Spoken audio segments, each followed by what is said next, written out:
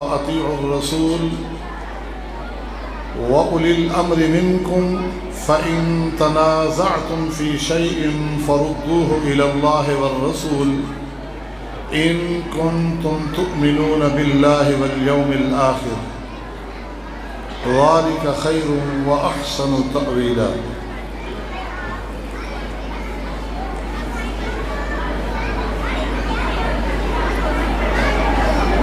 امام ابن عیینہ رحمہ اللہ فرماتے ہیں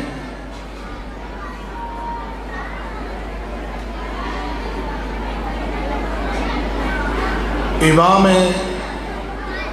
حرم مدینہ مسجد نبوی کے امام و خطیب امام مالک رحمہ اللہ ایک دن تشریف فرما تھے کہ ایک شخص امام صاحب کی خدمت میں حاضر ہوا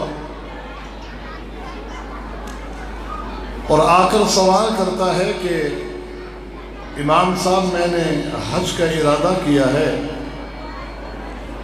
من این احرم، میں احرام کہاں سے باندھوں؟ تو امام مالک رحمۃ اللہ علیہ نے فرمایا من ذی الحلیفہ من حیث احرم رسول اللہ صلی اللہ علیہ وسلم، شہر مدینہ سے کچھ میلوں کی مسافت پر ایک جگہ کا نام ہے ذو الحلیفہ، کہ آپ ذو الحلیفہ سے احرام باندھیں جہاں سے اللہ کے نبی محمد صلی اللہ علیہ وسلم نے احرام باندھا تھا۔ تو وہ کہنے لگا اريد ان احرم من المسجد من عند القبر، میں تو یہ چاہتا ہوں کہ میں یہاں مسجد نبوی کے اس حصے سے جہاں رسول اکرم صلی اللہ علیہ وسلم کی قبر مبارک ہے وہیں سے احرام باندھوں، لبیک اللہم لبیک کہتا ہوا مکۃ المکرمہ پہنچوں۔ تو امام مالک رحمہ اللہ نے فرمایا لا تفعل فإنی اخشى علیک الفتنہ، ایسا نہ کرنا، مجھے ڈر ہے تو کسی فتنے میں مبتلا ہو جائے گا۔ تو آگے سے اس نے کہا ایو فتنۃ فی ھذا انہا امیال اریدھا، امام صاحب اس میں کون سے فتنے کی بات ہے؟ یہ چند میلوں کی بات ہے، اور وہ بھی یہ نہیں کہ میں چند میل چھوڑ کر اللہ کا ذکر کروں گا، بلکہ چند میل پہلے سے میں اگر اللہم لبیک لبیک اللہم لبیک پہلے سے کہنے شروع کر دوں تو اس میں فتنے کی کون سی بات ہے؟ میں تو چند میل پہلے ہی تلبیہ پکارنا چاہتا ہوں۔ تو امام مالک رحمہ اللہ نے فرمایا وَأَيُّ فِتْنَةٍ أَعْظَمْ مِنْ أَن تَرَى أَنَّكَ سَبَقْتَ إِلَى فَضِيلَةٍ قَصُرَ عَنْهَا رسول اللہ صلی اللہ علیہ وسلم، اس سے بڑا فتنہ کیا ہو سکتا ہے کہ جب تو یہ سمجھے کہ جس چیز کا علم اور عمل اللہ کے نبی سے ثابت نہیں، تجھے اس کا علم بھی حاصل ہوا، عمل کی توفیق بھی مل گئی۔ اس سے بڑا فتنہ بھی کوئی ہو سکتا ہے کہ تو سمجھتا ہے کہ وہ فضیلت جس سے میرا نبی بھی محروم رہ گیا میں اس کو پا لوں گا؟ سن انی سمعت اللہ یقول، آگے امام مالک نے فرمایا کہ سنن، میں نے اللہ سے سنا ہے، اللہ فرماتا ہے، اللہ سے سنا ہے، اللہ فرماتا ہے فَلْيَحْذَرِ الَّذِينَ يُخَالِفُونَ عَنْ أَمْرِهِ أَن تُصِيبَهُمْ فِتْنَةٌ أَوْ يُصِيبَهُمْ عَذَابٌ أَلِيمٌ۔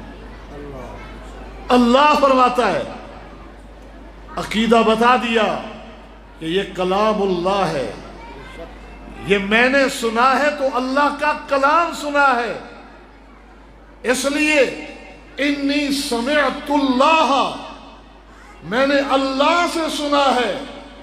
اللہ فرماتے ہیں فَلْيَحْذَرِ الَّذِينَ يُخَالِفُونَ عَنْ أَمْرِهِ أَن تُصِيبَهُمْ فِتْنَةٌ أَوْ يُصِيبَهُمْ عَذَابٌ أَلِيمٌ۔ ڈر جاؤ میرے پیغمبر کی مخالفت سے، کہیں دنیا میں کسی فتنے میں مبتلا نہ ہو جاؤ، یا دردناک آخرت کا دردناک عذاب تو تمہارا مقدر ہی ہوگا۔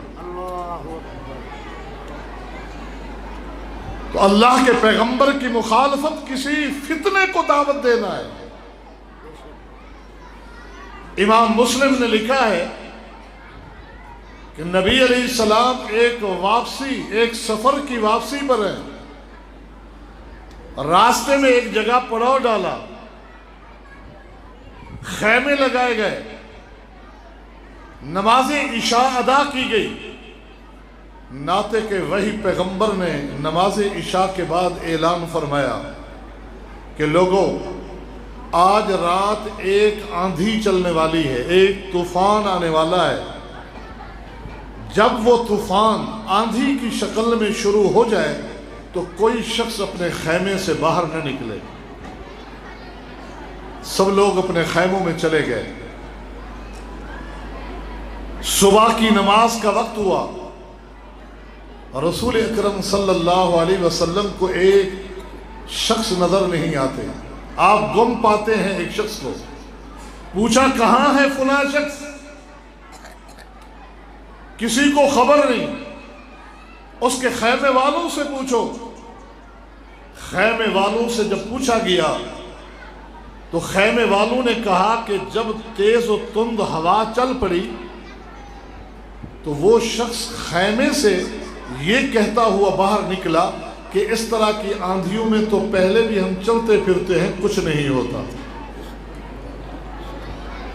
پھر رسول اکرم صلی اللہ علیہ وسلم نے فرمایا کہ ہوا کا رخ یہ تھا، کچھ ساتھیوں کی ڈیوٹی لگائی کہ جاؤ اسے تلاش کر کے لاؤ۔ وہ چل پڑے، جہاں انسان کی عقل جواب دے دے اتنا دور چلے گئے کہ اگر بالفرض آندھی و طوفان کا کوئی جھونکا اسے اٹھاتا بھی ہے اڑاتا بھی ہے تو اتنا دور تو نہیں لے جائے گا، لیکن اللہ کے پیغمبر نے یہ فرمایا تھا کہ اسے ڈھونڈ کے لاؤ، اس لیے وہ ساری زندگی چلتے تو رہیں گے لیکن اسے ڈھونڈے بغیر واپس نہیں جا سکتے، کیونکہ اللہ کے پیغمبر نے یہ نہیں فرمایا کہ اسے تلاش کرو، مل جائے تو ٹھیک نہیں تو آ جانا۔ اس لیے وہ ڈھونڈتے چلے جا رہے ہیں کہ اللہ کے نبی نے فرمایا ڈھونڈ لاؤ۔ یہ صحابہ کا ایمان تھا، حتیٰ کہ کئی میلوں کی مسافت پر قبیلہ بنو تئی کے دو پہاڑ بڑے مشہور تھے، بڑے بلند و بالا پہاڑ، اور بیچ میں سے وادی گزرنے کا راستہ تھا۔ جب وہاں پہنچے تو اس کی لاش پڑی تھی، وہاں سے اس لاش کو اٹھا کر جب اللہ کے پیغمبر کے سامنے رکھا تو آپ نے فرمایا کہ میں نے اسے روکا تھا، جب یہ میرے کہنے پہ نہیں رکا یہ باہر نکلا، ہوا نے اس کو اٹھایا اور ان پہاڑوں سے ٹکرا کر یہاں پھینک کے چلے گئے۔ کہ جب انسان اللہ کے پیغمبر کے حکم کو نہیں مانتا، مخالفت کرتا ہے اپنی عقل و فہم کو سامنے رکھتے ہوئے، تو کسی بھی فتنے میں مبتلا ہو سکتا ہے۔ حضرت علامہ صفی الرحمن مبارک پوری رحمت اللہ علیہ نے جامع ترمذی کی شرح تحفۃ الاحوذی میں ایک عجیب و غریب واقعہ نقل کیا۔ دمشق کے ایک عالم کا تذکرہ کیا ہے کہ جو درس دیا کرتے تھے، حلقہ درس کے آگے پردہ اور چادر لگی ہوئی تھی، طلباء چادر کے پیچھے بیٹھتے تھے، کسی شاگرد سے ملاقات نہیں کرتے تھے۔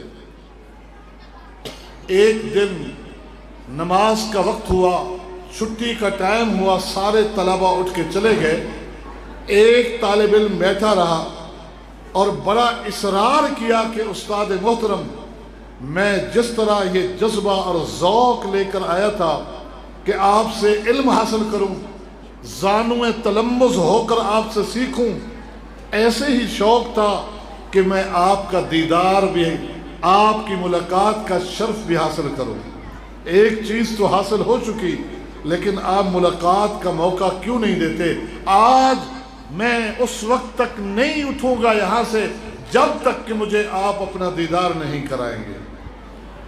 تو انہوں نے چادر ہٹائی، جو ہی چادر ہٹائی تو اس شیخ کے چہرے کی شکل گدھے کے منہ کی طرح تھی۔ کہا دیکھ بیٹے، زندگی کے کسی گوشے میں اللہ کے پیغمبر کے کسی فرمان کی مخالفت نہ کرنا۔ میں جب اس حدیث سے گزرا تھا کہ اللہ کے نبی نے فرمایا ہے جب تم امام کے پیچھے ہوتے ہو پیچھے رہا کرو، امام سے پہلے سر نہ جھکایا کرو، امام سے پہلے رکوع سے سر نہ اٹھایا کرو، کہیں ایسا نہ ہو کہ اللہ تمہارے سر کو گدھے کی شکل بنا دے۔ میرے دل میں خیال آیا ان دو باتوں کی مناسبت کیا ہے؟ امام سے آگے بڑھے، شکل گدھے کی، یہ کیسے؟ تو میں نے جان بوجھ کر ایک دن امام سے آگے بڑھنا چاہا، تو میرے ساتھ یہ ہوا جو دیکھ رہے ہو۔ فَلْيَحْذَرِ الَّذِينَ يُخَالِفُونَ عَنْ أَمْرِهِ أَن تُصِيبَهُمْ فِتْنَةٌ أَوْ يُصِيبَهُمْ عَذَابٌ أَلِيمٌ۔ قرآن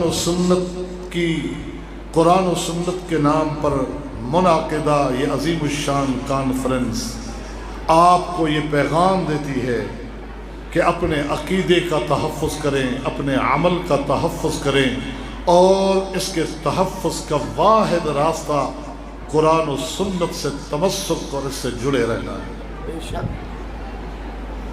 آج اس عظیم الشان کانفرنس کی کامیابی میں میں آپ کو مبارکباد پیش کرتا ہوں، اور یہ کہ اس کانفرنس کا یہ پیغام آپ دل و جان میں بٹھا لیجئے، اسے لے کے جائیے، اور خالی لے کے اپنے پاس نہیں رکھنا، اس پیغام کو گلی گلی اور کوچے کوچے تک پہنچائیے اور بتائیے لوگوں کو کہ لوگوں، بدعات ڈیرے وہاں ڈالتی ہے جہاں قرآن و سنت کو نظر انداز کیا جائے۔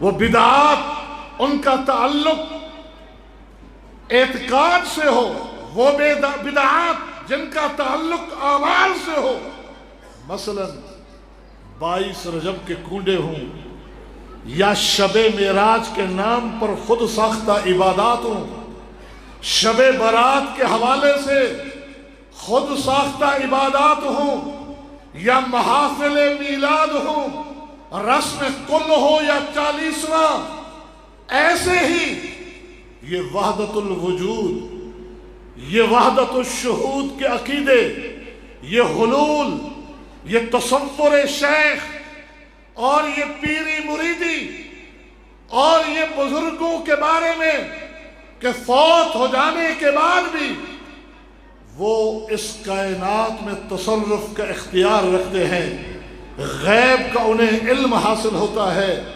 وغیرہ وغیرہ، ان ساری بدعات و خرافات نے وہاں مقبولیت پانی ہے جہاں قرآن و سنت سے دوری اختیار کی جاتی ہے۔ لہذا ان تمام چیزوں کا توڑ اور رد اسی میں ہے کہ قرآن و سنت سے تمسک اختیار کیجیے۔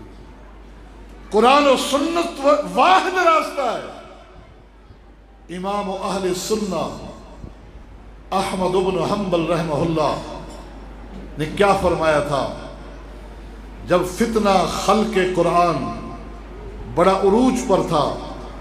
معتزلی حکمرانوں نے ظلم ڈھائے، کچھ علماء کو للچایا اور کسی کو ڈرایا، اپنا اس ہم نوا بنانے کے لیے کہ قرآن کو اللہ کی مخلوق کہہ دو۔ کون اس وقت اس دھرتی پر عالم تھا جس کو نہ ڈرایا جا سکا نہ للچایا جا سکا؟ وہ امام اہل السنہ، اہل السنہ کے امام کا جسے لقب ملا ہے امام احمد بن حنبل رحمۃ اللہ علیہ۔ نہ مناظروں میں ہرایا جا سکا، نہ ڈرایا جا سکا، نہ للچایا جا سکا۔ آخری بار جب انہیں حاکم وقت کی دربار میں لایا جا رہا تھا تو راستے پر تیر، نیزے، تلواریں لٹکا دی گئیں، کوڑے اور درے رکھ دیے گئے، جلاد کھڑے کر دیے گئے جگہ جگہ۔ امام صاحب نے آتے ہوئے ان کی طرف نظر بھی نہیں اٹھائی۔ جب مجلس میں آئے، مناظرین لاجواب ہیں اور اقتدار کا نشہ حکمرانوں کو یہ کہنے میں مجبور کرتا ہے کہ احمد بن حنبل مان لو ہماری اس فکر کو، ورنہ جلاد تیار کھڑے ہیں، تیار ہو جاؤ کوڑے اپنی پشت پہ کھانے کے لیے۔ کیا کہا تھا امام اہل سنہ نے؟ اعطونی شیئا من کتاب اللہ و سنت رسول اللہ حتی اقول بی، اگر احمد کو قائل کرنا ہے تو اللہ کی کتاب سے دلیل پیش کرو یا میرے محمد کی سنت سے کوئی حدیث پیش کرو۔ نہ جلادوں سے ڈراؤ، نہ کوڑوں سے دھمکاؤ، کہا لٹا دیا جائے، لٹا دیا گیا۔ جلاد نے کوڑا برسایا، کہا بسم اللہ، دوسرا لگا، کہا الحمدللہ، تیسرا لگا، کہا لا حول ولا قوت الا باللہ۔ ایسے ہی حتیٰ کہ جب کوڑوں کی کثرت ہوئی اور کچھ وقفے سے پوچھا بھی جاتا بتاؤ اب کیا خیال ہے، امام صاحب کہتے اعطونی شیئا من کتاب اللہ و سنت رسول اللہ حتی اقول بہ۔ مجھے منوانا ہے تو کوڑوں سے مت منواؤ، مجھے منوانا ہے تو اللہ کی کتاب سے کوئی آیت پیش کرو یا میرے نبی کی سنت کو پیش کرو۔ احمد کہنے کے لیے، ماننے کے لیے تیار ہے۔ قرآن و سنت سے تمسک آج پوری دنیا میں، رہتی دنیا تک ہر مسلمان امام احمد بن حنبل کی اس نیکی کو کیوں یاد کرتا ہے؟ یاد کرتا رہے گا کہ انہوں نے اللہ کی اس کتاب اور پیغمبر کی سنت کے ساتھ جو رشتے کا حق ہے وہ ادا کر کے دکھایا۔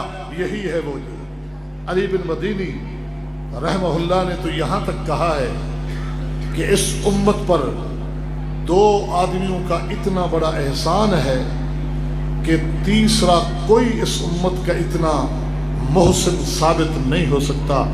ایک احمد بن حنبل اس یوم المحنہ، اس آزمائش کی گھڑی میں کہ کس طرح ان پر مصائب ڈھائے گئے، کوڑے مارے گئے، برداشت کیا لیکن حق پر قائم رہے۔ اور ایک ابو بکر صدیق رضی اللہ تعالیٰ عنہ، یوم الردہ، جب ابو بکر صدیق رضی اللہ تعالیٰ عنہ کہ خلافت شروع ہو چکی، عالم کے اطراف میں مختلف آوازیں اٹھی جا رہی ہے، کہیں سے فتنہ ارتداد، کہیں منکرین زکوٰۃ کا فتنہ، معلوم نہیں کیا ہونے والا ہے۔ اللہ کے پیغمبر نے اپنی زندگی کے آخری دنوں میں ایک لشکر، بہت بڑا لشکر تیار کیا تھا اور اس لشکر کا امیر سیدنا اسامہ بن زید کو مقرر کیا گیا تھا۔ روم کے نصارہ سے لڑائی تھی، ان کے باپ بھی پہلے وہاں غزوہ موتا میں شہادت پا چکے، اللہ کے پیغمبر نے آخری ایام میں انہیں روانہ کیا، مقام جرف تک پہنچ بھی چکے تھے، اللہ کے پیغمبر کی طبیعت کا سن کر وہاں رک گئے، ادھر اللہ کے پیغمبر اس دنیا فانی سے رخصت ہو گئے۔ اب سیدنا ابو بکر صدیق کا بڑا امتحان شروع ہوا، جب ہر طرف سے معاملات مختلف ہوتے ہوئے نظر آئے، لوگوں نے آواز اٹھائی، ابو بکر، اللہ کے پیغمبر کا دور کچھ اور تھا کہ نبی کا رو بھی کافی ہوتا ہے، یہ لشکر چلا جاتا کوئی بات نہ تھی، اب اس لشکر کو روک دو، اس لیے کہ اس کے اندر بڑی تعداد میں صحابہ، سابقین اولین، مہاجرین، انصار کی جماعت ہے، یہ سارے مدینہ چھوڑ کے چلے جائیں اور یہاں فتنوں کی یلغار ہو گئی تو ان کا مقابلہ کون کرے گا؟ لہذا ابو بکر آپ ان کو روک دیں، حالات پہ کنٹرول کریں، بعد میں دیکھا جائے گا۔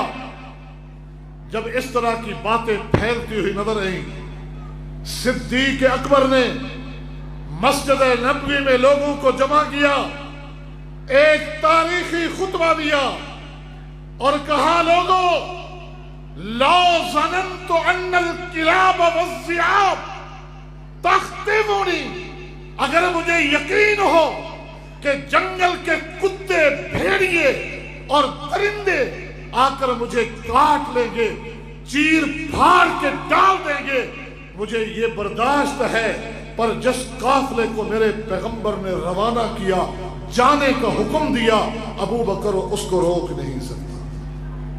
وَلَوْ لَمْ يَبْقَ فِي الْقُرَىٰ غَيْرِي لَأَنفَذْتُهُ، اگر سارے مدینہ والے، مدینہ کے اطراف میں بسنے والے میرا ساتھ چھوڑ دیں، جہاں چاہتے ہیں چلے جائیں، ابو بکر مدینہ میں تنہا ان سے لڑے گا، لیکن کسی ایک صحابی کو، کسی ایک سپاہی کو بھی جس کو پیغمبر نے روانہ کیا، اس کو نہیں روکے گا، اس کو اسی طرح بھیجے گا جس طرح جانے کا حکم میرے محمد نے دیا ہے۔ لوگوں نے صدیق کا عزم دیکھا، جب عزم دیکھا تو عمر بن خطاب کے پاس آئے، کہا، عمر، ابو بکر کے ہماری بات سمجھ میں نہیں آ رہی، آپ انہیں قائل کرنے کی کوشش کریں۔ کہا نہیں مانیں گے وہ، کہا اگر اس بات کو نہیں مانتے تو آپ انہیں ٹھنڈے دل سے جا کے سمجھائیں کہ آپ پھر ایسا کریں کہ اس لشکر کا امیر کوئی بڑی عمر کا اور تجربے کار صحابی مقرر کر دیں۔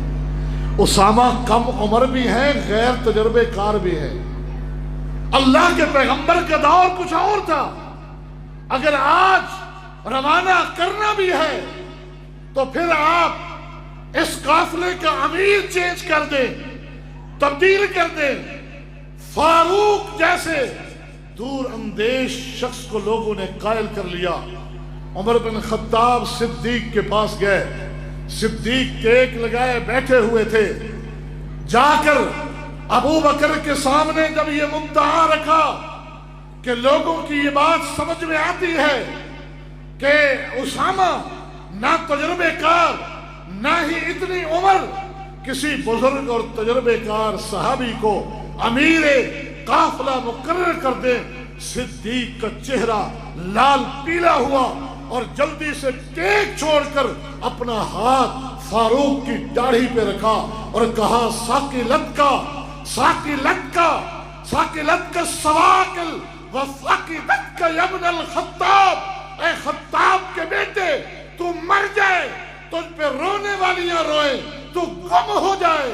جس کو اللہ کے پیغمبر نے امیر بنایا تو ابو بکر کو کہتا ہے کہ اس کو عہدے سے معزول کر دیں۔ قرآن نہیں پڑھا، وما كان لمؤمن ولا مؤمنة اذا قضى الله ورسوله، قرآن نہیں پڑھا کہ کسی ایمان والے مرد نہ ہی کسی ایمان والی عورت کو یہ حق ہے کہ اللہ اور اللہ کے رسول کا فیصلہ آ جائے پھر اپنی مرضی اور اختیار ڈھونڈتے پھرے۔ فاروق نے عزم دیکھا تو کہا ٹھیک ہے ہم آپ کے ساتھ ہیں۔ صدیق اٹھے اور کہا قافلے کو روانہ کر کے آؤں گا، جہاں قافلہ پڑاؤ ڈالے ہوئے ہیں وہاں چل پڑے۔ پہلے جا کر امیر قافلہ کو ہدایات کی، پھر عوام الناس کو نصیحتیں کی، قافلہ روانہ ہوا۔ اسامہ سواری میں سوار ہوئے، سواری چل پڑی۔ صدیق ننگے قدم اسامہ کے ساتھ چلتے جا رہے ہیں اور کچھ نصیحتیں کر رہے ہیں۔ اسامہ نے سواری کو روکا، کہا یا تو آپ اوپر آ جائیں یا میں بھی پھر نیچے آتا ہوں، مجھے یہ اچھا نہیں لگتا کہ میں سواری پر اور آپ نیچے چل رہے ہیں۔ کہا نہیں چلتے جاؤ۔ کیوں؟ صدیق کے سامنے اللہ کے پیغمبر کی وہ سنت بھی تھی کہ جب اللہ کے پیغمبر نے معاذ بن جبل کو یمن کے لیے روانہ کیا تھا، مدینے سے معاذ سواری پہ سوار جا رہے تھے، اللہ کے پیغمبر پیدل چلتے ہوئے نصیحت کر رہے تھے۔ صدیق اس انداز سے پیغمبر کی اس سنت پہ بھی عمل کرنا چاہتے تھے۔ تو علی بن مدینی نے کہا اس امت پر صدیق کا احسان اور احمد بن حنبل کا یہ احسان، ساری امت ساری زندگی کوشش کرے ان احسانوں کا بدلہ چکا نہیں سکتی۔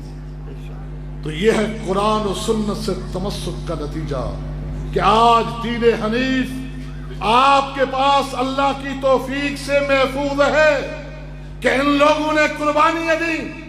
یہی امام مدینہ امام مالک رحمہ اللہ، یہ کون شخصیت ہیں؟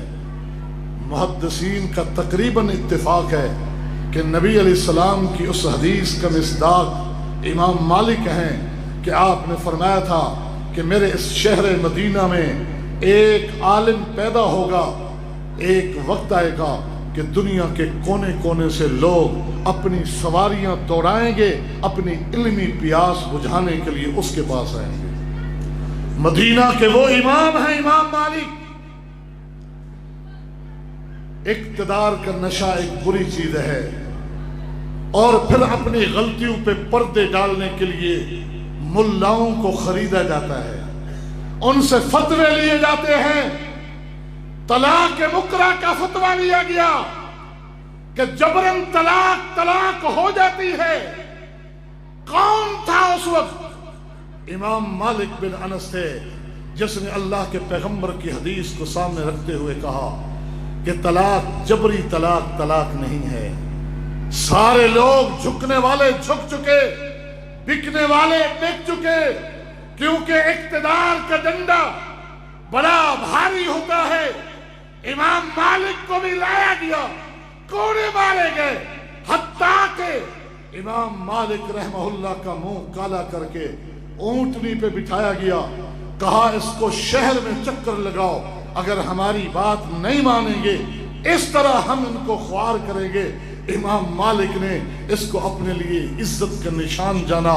جب لوگ شہر کی گلیوں میں اونٹنی کی لگام پکڑ کے گھما رہے تھے، امام مالک اونٹنی کے اس منبر پر کوہان کو منبر بنا کر بیٹھے خطاب فرما رہے تھے کہ من عرفنی فعرفنی ومن لم یعرفنی فانا مالک ابن انس۔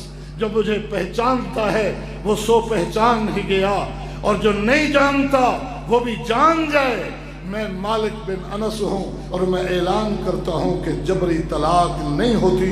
کیوں؟ کہ میرے نبی نے کہا ہے کہ جبری طلاق نہیں ہوتی۔ یہ دین حنیف ان قربانیوں کے بعد پہنچایا گیا ہے، ان قربانیوں کے بعد پہنچایا گیا ہے کہ آج آپ کو وہی چیز، وہی خالص چیز جو آسمان سے وحی کی شکل میں نازل ہوئی، بغیر ملاوٹ کے آپ کے پاس موجود ہے۔ وہ لوگ دین میں کس طرح ملاوٹ کر سکتے تھے جن کا عالم یہ ہے کہ سیدنا عبداللہ ابن عباس رضی اللہ عنہما جلیل القدر صحابی ہیں جن کو رات کی تاریکیوں میں کائنات کے امام سینے سے لگائیں اور رب کے حضور دعا مانگے اللہ انہیں کتاب کا عالم بنا دے. یہ معمولی شخصیت ہے جن کی وفات کا قصہ بڑا معروف ہے کہ جب انہیں غسل دینے کے بعد کفنایا جا رہا تھا دنیا والوں نے دیکھا، کیونکہ ان کی وفات طائف میں ہوئی. جب مسلمانوں کے آپس میں اختلاف ہوئے تو مکہ مدینہ چھوڑ کر یہ طائف میں جا کے آباد ہوئے تھے.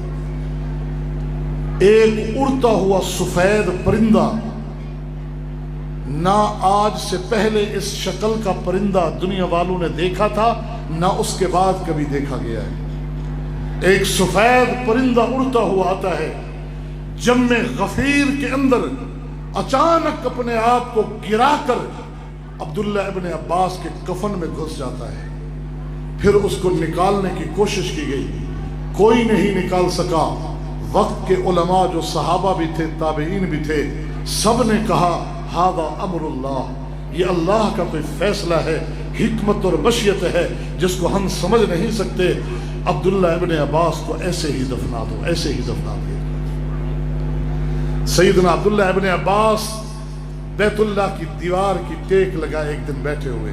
امام بخاری نے یہ واقعہ نقل فرمایا صحیح بخاری میں. بیت اللہ کی دیوار کی ٹیک لگائے بیٹھے ہوئے، حج کے دن ہے. ایک عربی ایک دیہاتی آتا ہے، سیدنا عبداللہ ابن عباس سے آ کر ایک سوال کیا، بڑا عجیب سوال ہے.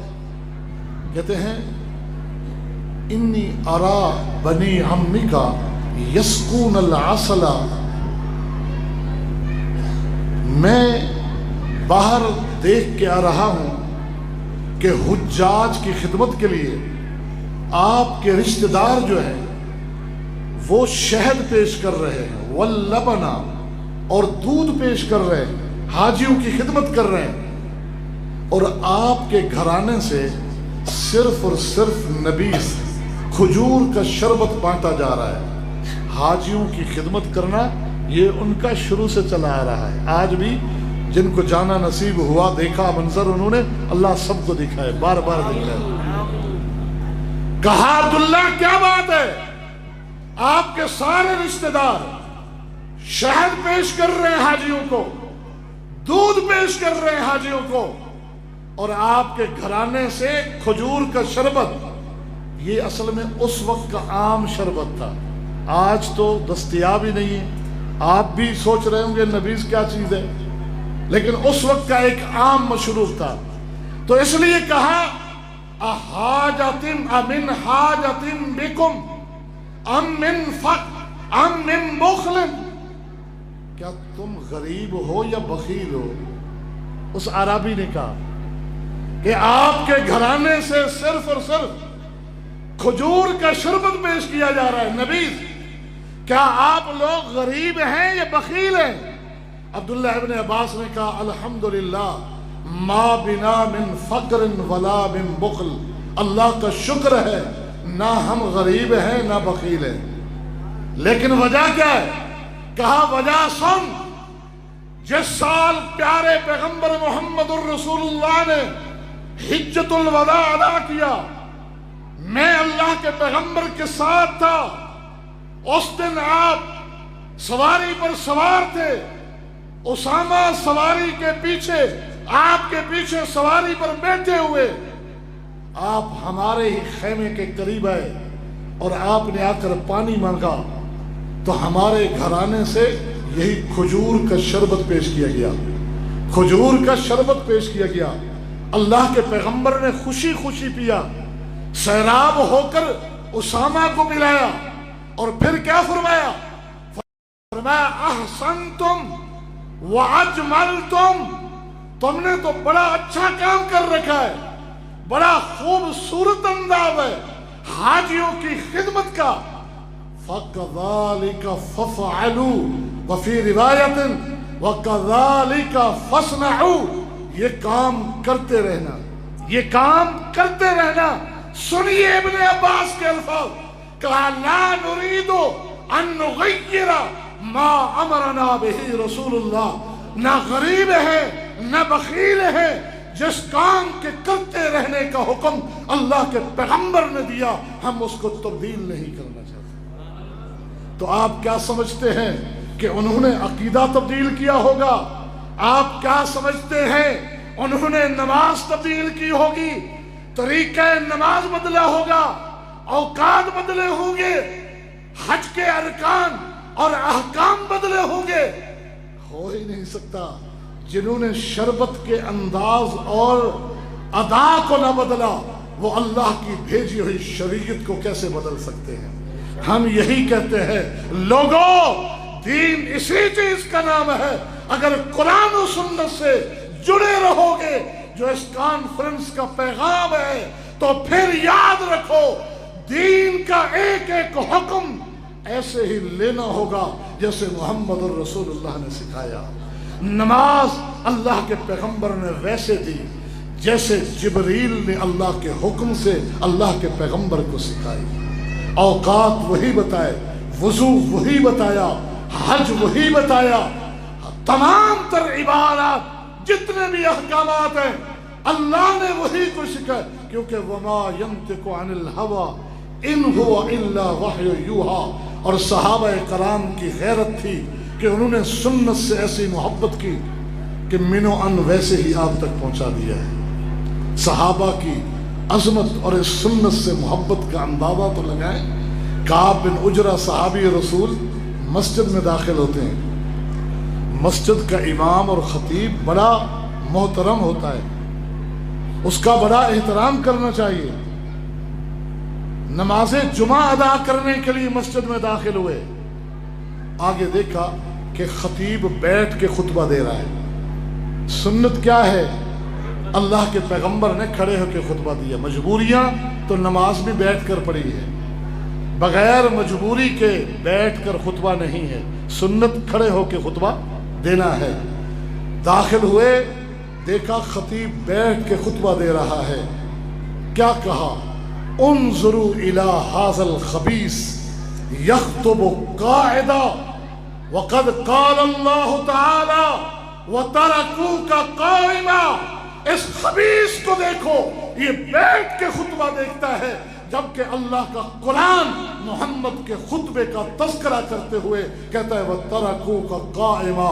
اللہ کے پیغمبر کھڑے ہو کے خطبہ دیتے تھے۔ انظروا الى هذا الخبیث۔ اور سیدنا عمارہ بن زہیبہ رضی اللہ تعالی عنہ نے خطیب کو منبر پہ کھڑے ہوئے دوران خطبہ اپنے دونوں بازو کو لہراتے ہوئے دیکھا، جذبات اور غصے میں، تو کیا کہا؟ قبح اللہ ہاتین الیدین۔ اللہ ان دونوں ہاتھوں کو ہلاک کر دے، ان دونوں ہاتھوں کو ہلاک کر دے۔ کیوں؟ کہا کہ میں نے اللہ کے پیغمبر کو منبر پہ کھڑے ہو کر خطبہ دیتے ہوئے دیکھا، آپ اپنا ایک ہاتھ اٹھا کر اشارہ کیا کرتے تھے اور یہ دونوں ہاتھ، یعنی اتنی باریکیاں۔ صحابہ کرام نے کس قدر احتیاط برتی، کتنی احتیاط برتی۔ آج آپ نے اللہ کے پیغمبر کے طریقوں کو بدل ڈالا، عبادات میں اضافے کیے، عبادات میں کمی کی، کہیں سابقے لگائے، کہیں لاحقے لگائے، کہیں عبادات کے درمیان میں جملے داخل کیے اور کہتے ہو اس میں حرج کیا ہے؟ یہ صحابہ سے پوچھو کہ حرج کیا ہے، یہ صحابہ کرام سے پوچھئے کہ اس میں حرج کیا ہوتا ہے۔ صحابہ کرام اللہ کے پیغمبر کی سنت کی عظمت سے واقف تھے، اس لیے انہوں نے ایک ایک چیز کو لیا اور منوان لے کر ایسے ہی آگے تک پہنچایا۔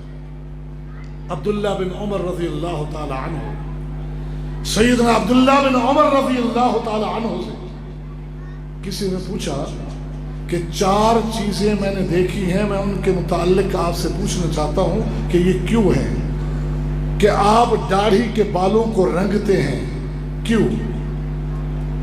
آپ جب بیت اللہ کا طواف کرتے ہیں تو حجر اسود کا بوسہ اور رکن یمانی کا استلام چھونا، اس کے علاوہ کسی کونے کو ہاتھ نہیں لگاتے۔ جب آپ مکہ میں ہوتے ہیں، آپ کا حج مکی ہو، تو آپ یوم الترویہ 8 ذی الحجہ کو تلبیہ پکارتے ہیں، چاند نظر آنے کے ساتھ لبیک نہیں کہتے، اور جوتے ہمیشہ آپ سبتی پہنتے ہیں، یعنی چمڑے کے وہ جوتے جن پر بال نہ ہو۔ کیا وجہ ہے؟ جواب سنیے۔ کہتے ہیں جہاں تک معاملہ ہے بالوں کو رنگنے کا، اللہ کے پیغمبر کی داڑھی مبارک میں چند بال سفید تھے اور وہ بھی رنگین تھے، اس لیے میں بھی رنگتا ہوں۔ اللہ کے پیغمبر کو ہمیشہ یہی جوتا پہنے ہوئے دیکھا ہے، اس لیے میں بھی یہی پہنتا ہوں۔ اللہ کے پیغمبر جب حج کرتے، طواف کرتے، عمرہ کرتے، ان 2 کونوں کے علاوہ کسی کو نہیں چھوتے، میں بھی اس لیے نہیں چھوتا۔ آپ جب بھی سواری پہ بیٹھتے، احرام باندھتے اور سواری اٹھتی تلبیہ پکارتے، میں بھی جب تک احرام نہیں باندھتا تلبیہ نہیں پکارتا۔ جواب دے۔ اور باپ عمر بن خطاب رضی اللہ تعالی عنہ بیت اللہ کا طواف شروع کرنے لگے۔ بیت اللہ کا طواف اللہ ہم سب کو بار بار نصیب کرے، وہاں کے حالات بھی اللہ بہتر فرما دے، حرمین پہ اللہ ہمیشہ اپنی رحمت نازل فرمائے، حرمین کا تحفظ فرمائے، حفاظت کرنے والوں کی اللہ حفاظت فرمائے۔ وہاں طواف قدوم جو ہوتا ہے نا، پہلا جا کے طواف جو کیا جاتا ہے، وہ طواف عمرہ ہو یا حج کا طواف قدوم، اس کے پہلے 3 چکروں میں دل کی چال ہے، اچھل اچھل کے چلتے ہیں۔ سیدنا عمر جب طواف کرنے لگے، ذرا سنیے، کہا لوگو وَمَا لَنَا وَلِلرَّمَلِ، جب ہم اللہ کے پیغمبر کے ساتھ آئے 7 ہجری کو، یہاں مکہ کے مشرکین میں یہ بات معروف ہو چکی تھی کہ یثرب کے بخار نے مسلمانوں کو بالکل نڈھال اور کمزور کر دیا۔ جب ہم طواف کرنے کے لیے آئے تو سارے مروہ پہاڑی پر جمع تھے کہ دیکھیں تو صحیح ان کی حالت۔ وحی کے ذریعے اللہ نے اپنے پیغمبر کو مطلع کیا، تو اللہ کے نبی نے ہمیں حکم دیا کہ پہلے 3 چکر ایسے اچھل اچھل کے چلو جیسے پہلوان ہو، روب بٹھا دو دشمن پہ، تھاک بٹھا دو دشمن پہ۔ کہا کہ ہم جب یوں اچھل اچھل کے چلنے لگے، 1 چکر، پھر دوسرا چکر، پھر تیسرا چکر، وہ آہستہ آہستہ ایک ایک کر کے اٹھ کے چلے گئے کہ ہمیں تو کہا گیا تھا کہ یثرب کے بخار نے انہیں نڈھال کر دیا، یہ تو طاقتور گھوڑے بن کے آ گئے۔ عمر نے کہا وَمَا لَنَا وَلِلرَّمَلِ، آج اللہ نے مکہ کو مشرکین سے پاک کر دیا، آج یہاں کوئی کافر نہیں، کوئی مشرک نہیں، آج رمل کیوں کریں ہم، آج یہ دل کی چال کیوں چلے؟ جس وجہ سے دل کی چال کا آغاز ہوا وہ وجہ ہی ختم ہو گئی، ہم کیوں چلیں؟ لوگ متوجہ ہوئے، پھر کہا لوگو لیکن ہمارے نبی نے کی ہے، ہم بھی کریں۔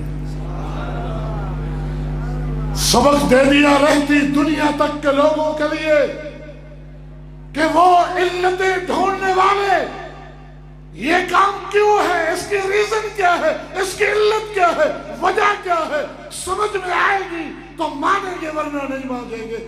سب کو پیغام دے دیا عمر بن خطاب نے کہ وجہ یہ ہے کہ محمد الرسول اللہ کی سنت ہے، اللہ کے پیغمبر نے جو کام کیا ہے ہم نے بحیثیت امتی وہ کام کرنا ہے، جس طرح کیا ہے ویسے ہی کرنا ہے۔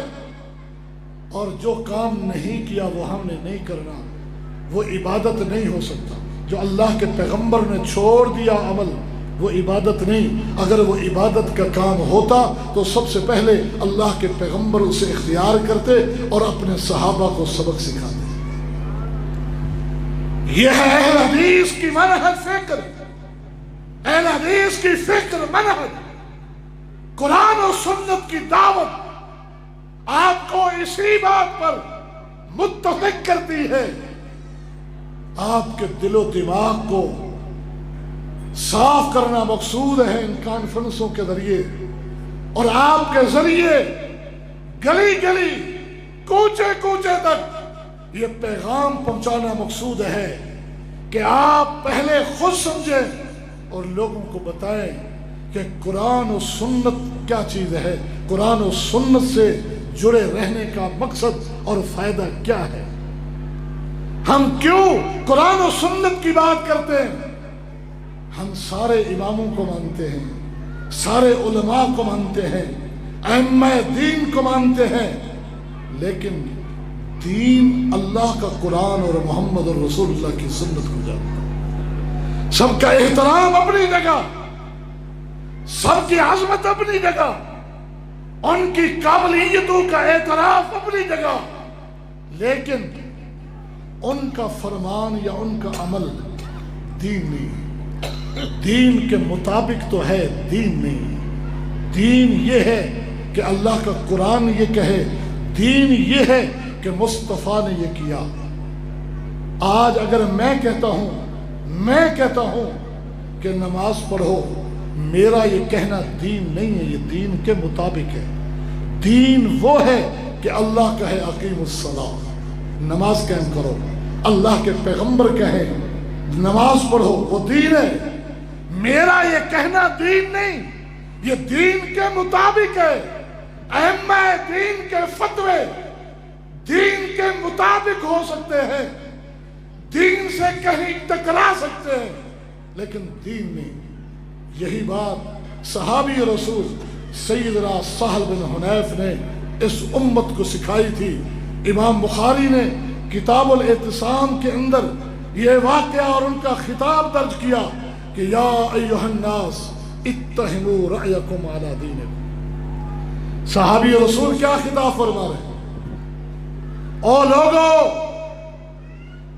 اتہموا رأیکم علی دینکم، جہاں اللہ کا دین اور تمہاری عقل ٹکرا جائے، اپنے عقل اور اپنی سوچ کو غلط کہہ کے چھوڑ دو، اللہ کے دین کو لے لو، دین کو غلط نہ کہنا۔ آگے مثال کیا دی؟ دین کی مثال کیا دی؟ دین کس کو کہا؟ محمد الرسول اللہ کی سنت کو کہا، کیونکہ آگے وضاحت کی کہ لو استطیع ان ارد امر رسول اللہ صلی اللہ علیہ وسلم لرددته یوم ابی جندل۔ لوگو، میری زندگی میں ایک موڑ ایسا آیا تھا کہ جب میں سوچنے پہ مجبور ہوا تھا کہ آیا اللہ کے پیغمبر کے کسی ایک فیصلے کو چھوڑ کر دین بچ سکتا ہے یا نہیں۔ اگر مجھے یہ نظر آتا کہ اللہ کے پیغمبر کے ایک فیصلے کو چھوڑ کر دین بچایا جا سکتا ہے تو میں حدیبیہ والے سال جب ابو جندل کو اللہ کے پیغمبر کے حکم سے دشمنوں کے حوالے کیا جا رہا تھا، اس دن اللہ کے پیغمبر کے فیصلے کو نہ مانتا۔ لیکن میں نے دیکھا کہ اگر ایک فیصلے کو بھی چھوڑا تو دین باقی نہیں بچے گا۔ لیکن وہ میری عقل تھی جو دین سے ٹکرا رہی تھی، یعنی نبی کے فیصلے سے۔ لیکن آگے چل کر ہم نے دیکھا کہ اللہ کے پیغمبر کا وہ فیصلہ سراسر حق تھا اور فائدہ ہی فائدہ تھا اور فتح کا سبب بنا تھا۔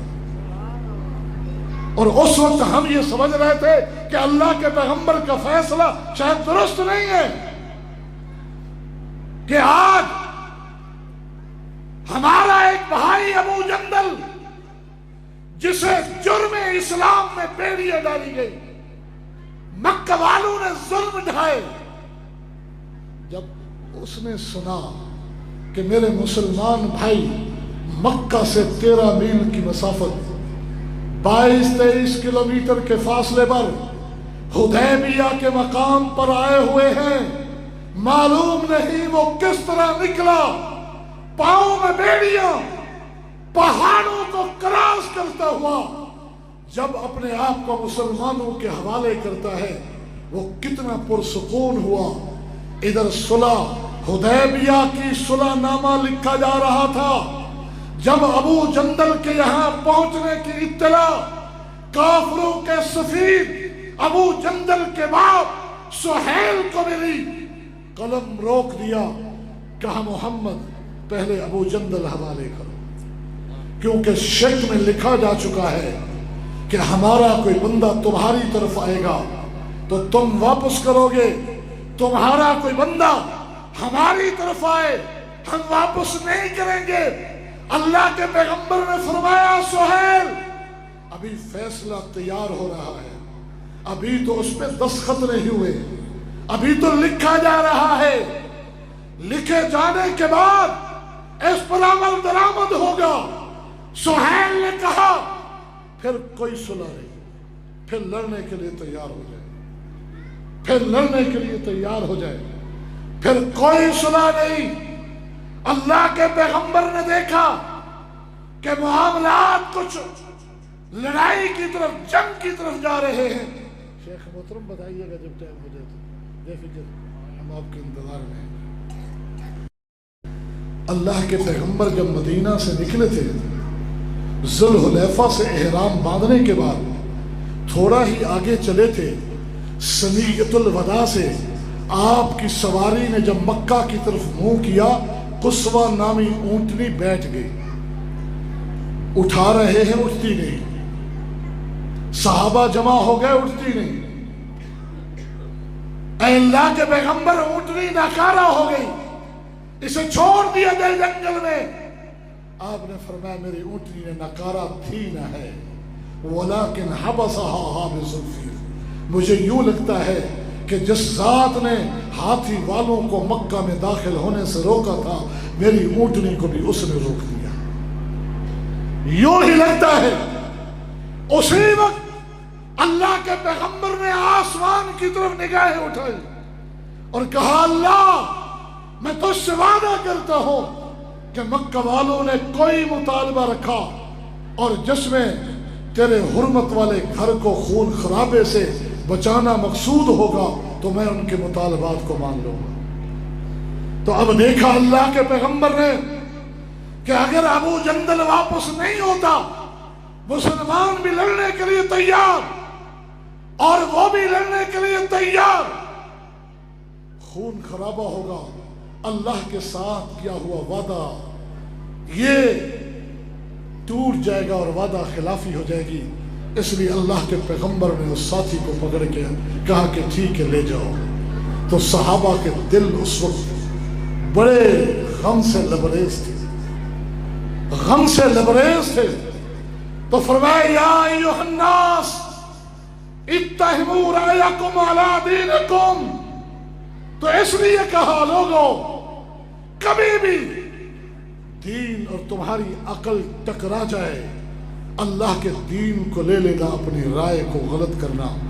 اس لیے کہ اگر لا استطیع ان ارد امر رسول اللہ لرددته یوم ابی جندل، اگر ایک فیصلے دین کے ایک فیصلے کو چھوڑ کر دین بچایا جا سکتا ہوتا تو میں اس دن اللہ کے نبی کے فیصلے کو چھوڑ دیتا.